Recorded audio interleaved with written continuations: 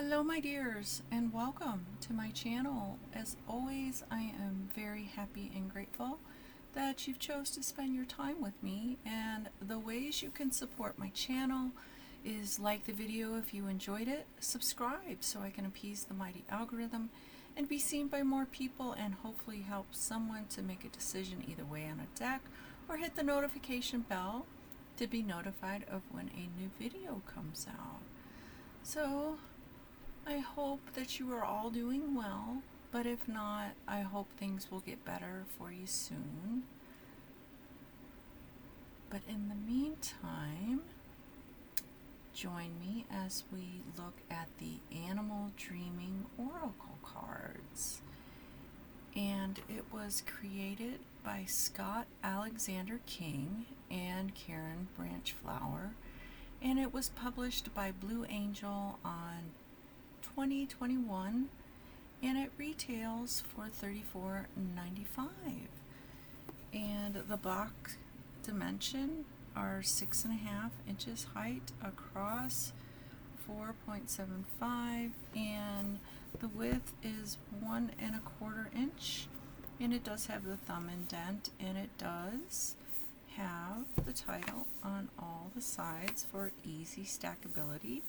If you're like me and you stack your decks with the box, it makes it so much better.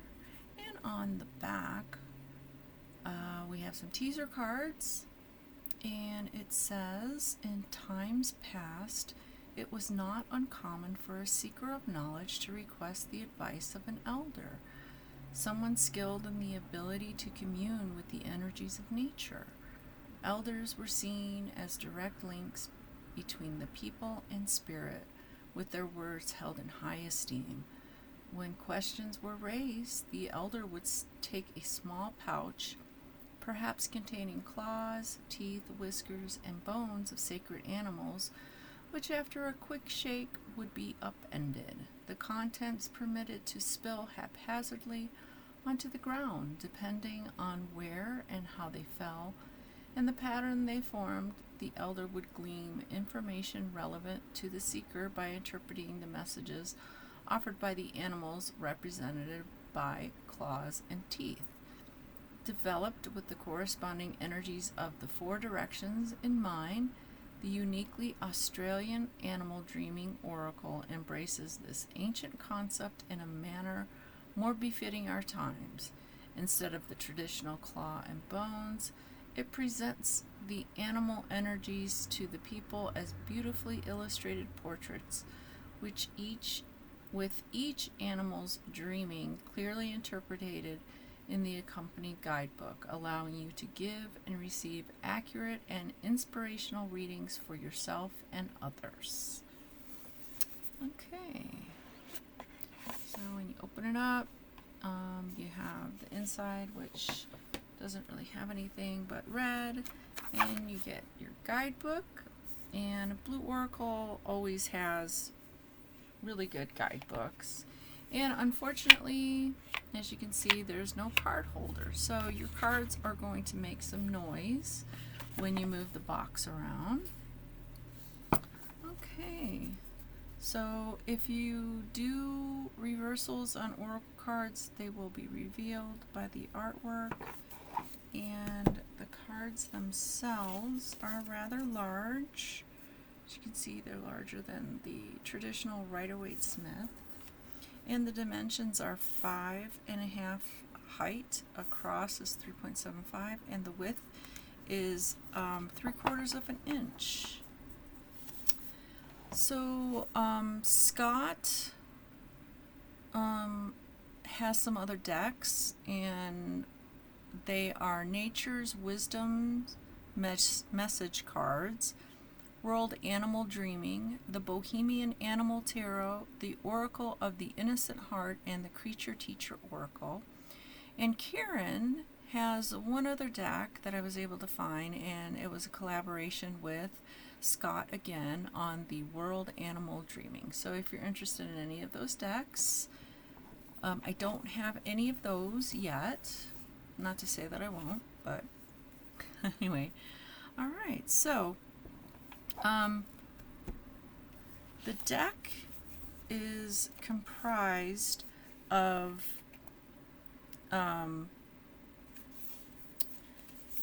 different symbolism, and the first card is the eagle spirit, and it is 0, so it represents spirit. And so the first 11 cards after this one represent the East. And I'm not sure what this symbol is for, the one at the top, because they have symbols at the top, and I'm not sure if that's due to Australian symbols, because this is a mostly indigenous Australian animal deck. So that's what I'm assuming, one of those two. I tried to look online for other review decks that would possibly shed some light on the symbolism, but that's pretty much my educated guess.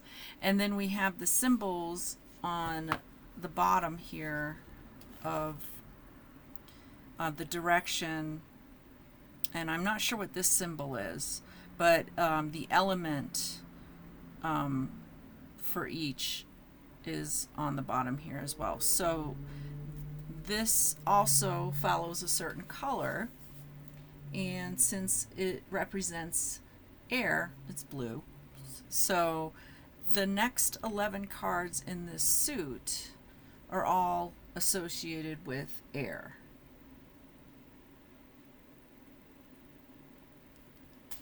Okay, so we'll just go through those and show you those cards. Okay.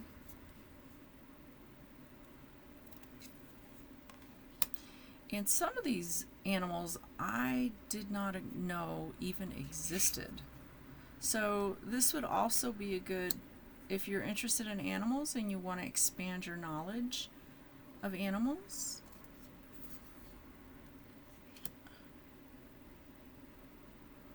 I have to admit, Australia scares me with all of their animals. I'm sure it could be a beautiful place, but yeah, I've seen too many of their animals and it scares me.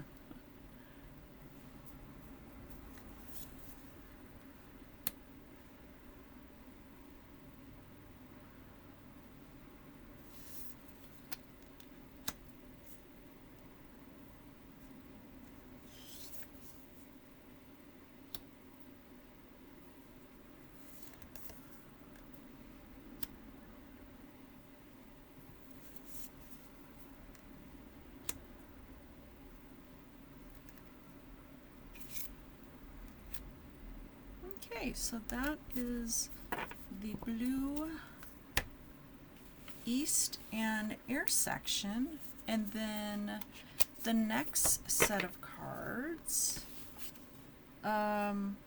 harness the energies of north and the element of fire. Okay, so as you can see, we have the north and the middle symbol, and then we have the fire, and they are all red.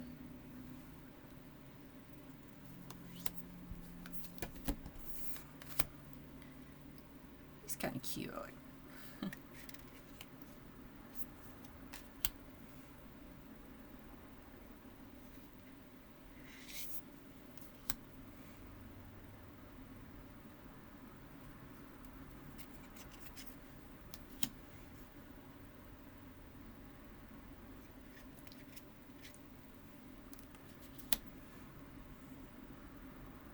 And some of the artwork on some of these, yeah, I'm not crazy about it. And other animals were drawn very well. So I'm kind of on the artwork. But that's just my opinion. You know, if you like it, you know, that's fine. Well, because everybody has their own tastes. So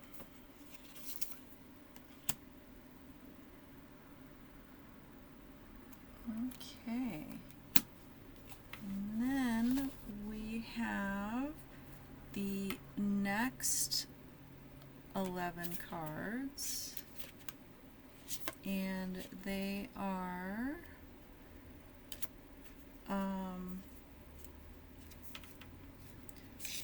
associated with the energies of the West and the element of water.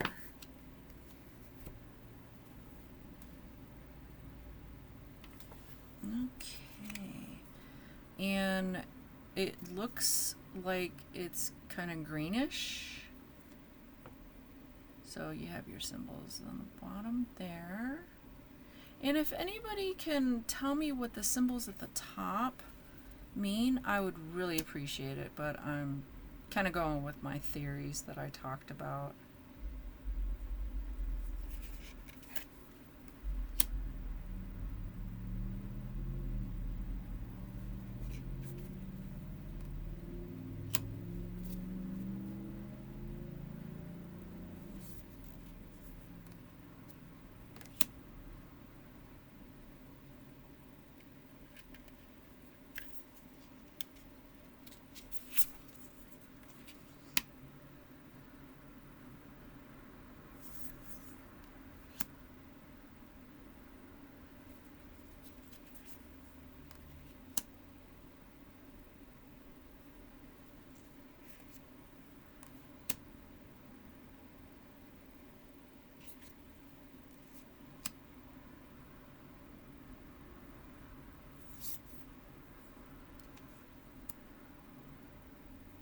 Okay, so then we move on to the last suit, and these 11 cards harness the power of midnight and the earth's element. Okay.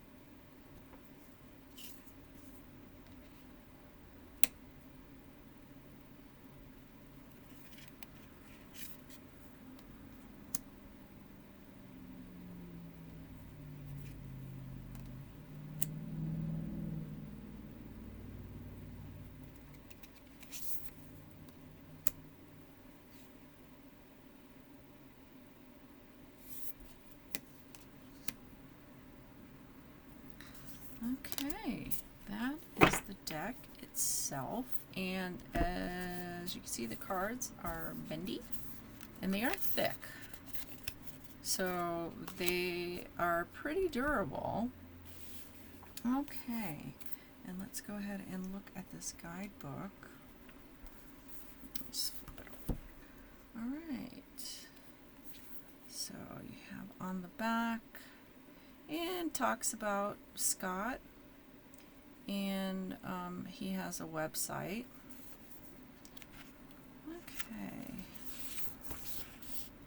so you have the title page and a little bit copyright dedication, and have a picture of a bird and a little quote. Okay, so then we go into the preface, and talks about animals and invoking the power of an animal, and I'll let you read that at your leisure if you want to pause it. And then goes into an introduction, and same thing,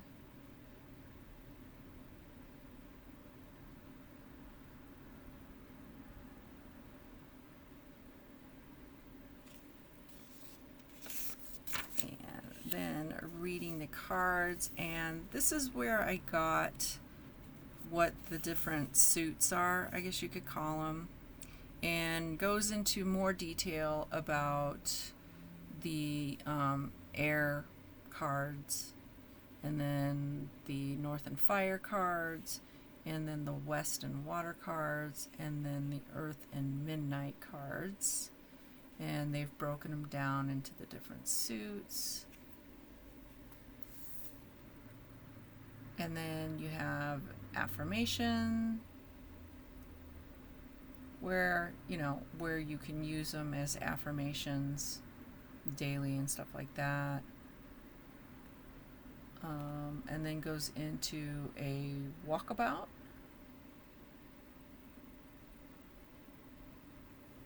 And goes into a little background, how you can use the cards as a walkabout.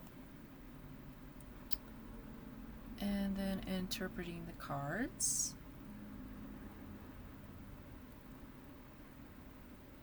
How you can do that.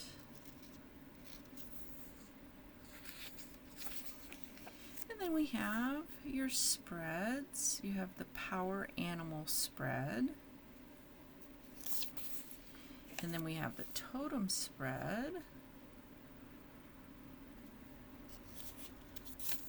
And then we have the Mother Earth, Grandmother, Moon, and Grandfather Sun spread. The Clarity spread. It's always nice when they give you different spreads and options and stuff. Dolphin. And now we have the guidebook separated into the different elements. And we have the air cards. And basically just has a picture of the card and the eagle spirit. And then just goes into the meaning of the eagle and what it represents and what kind of message the eagle has for you. And basically that's pretty much it.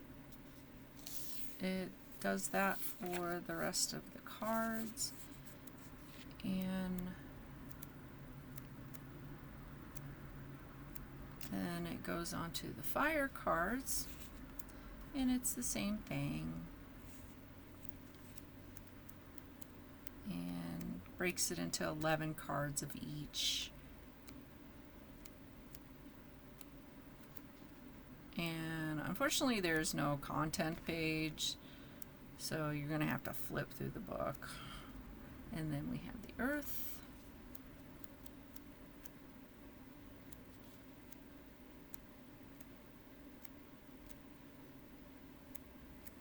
And then in the back, you have resources, quoting some authors of different books. And then we have some people giving praise to the deck and to Scott. And there's more about Scott and his picture, what he looks like, and his website, and then a little bit about the artist. And Blue Angel puts some stuff in there. And Scott came out with an animal dreaming book. I haven't looked at it, but I do know that Amazon sells it. And then we have the Creature Teacher cards, what those are about. And also some other stuff by Scott that you can get at Blue Angel. And then we have the back, Blue Angel kind of doing a plug. Alright, so let's go ahead and try to shuffle these because they are very long. yeah, if you have small hands, you're going to struggle with this deck. So you can basically shuffle. I'm more really okay. So you can shuffle that way, or if you just can't get your fingers around it, you can also do the side shuffle. So there's many ways that you can shuffle this deck. If you can't get it that way either, you can just do it this way. I mean, there's no right or wrong way to shuffle a deck. I mean, you can even just do like this and, you know, kind of shuffle it this way and, you know, cut the deck and just, you know, there's just a multitude of ways you can shuffle a deck. There's, yeah. All right. Let's see who wants to give us a message. Ooh, the froggy. Aw, it's a cute froggy. Okay, so we have frog and cleansing. Right, 29. Okay, so when frog's chorus is heard, it generally, I'm so sorry, it generally indicates approaching rain. Symbolically, it implies a need to settle the emotional dust that prevents the stream of life from flowing in a productive manner. It promises to cleanse our spirit by stimulating the release of sacred tears and freeing up pent-up emotion. Those who live in the Australian outback look forward to the wet season because it soothes the earth, promising new growth and fertility. In similar fashion, when we welcome our cleansing tears, we are reassuring ourselves that everything will be okay and that all will work out in the end. Instinctively, we are preparing our bodies for fruitful new beginnings and the conclusion of emotional barrenness and drought. When we journey through life denying ourselves of emotional cleansing, we grow numb to the possibility of change. We stop looking for opportunity and signs of new growth. We begin to see life as empty, sterile, and deficient. And we forget what life was like before the drought. When honored, though, our tears hold the power to strengthen us and deepen our sense of self-worth. They help us to look at life in a bountiful way. Our tears welcome fertility and growth back into our life, but only when they are celebrated. To deny them or see them as a sign of weakness is to guarantee a drought that will forever hamper life and any change of emotional healing. Where there is no love, encouragement, or support, there is no chance of growth. Without rain, there is no life. Without tears, there can be no healing. If frog has sung its way into your cards today, you are being encouraged to embrace your tears and to see them as a chance to rid yourself of emotional, physical, and spiritual burden. Frog is reminding you to take time out for yourself, to shun negativity and fear, and to release emotional baggage. Frog dreaming teaches us to welcome and honor our tears and to see them as a healthy way to cleanse our soul of pain, grief, fear, and longing. It offers us the chance to recharge our batteries and reclaim a sense of balance and healing in our lives, thus affording us a fertile ground on which to start again. Wow, that's a lot message. All right, I don't know who needed to hear that, but somebody needs to have a good cry apparently, and I know that's kind of hard to let yourself do that, but somebody needs to, or somebody's. All right, so that is pretty much all I have for this deck. Let me know what you thought of it. If you own it and you enjoy it, let me know. And if didn't appeal to you, let me know as well. I'm interested to know what people like and what they don't like. And if there is a deck you would like to see in a future video, go ahead and let me know and I will see what I can do. I'm always collecting decks, and Once again, thank you so much for spending your time with me, and I do hope that you will join me with a future video. But until next time, take care and goodbye, my dears.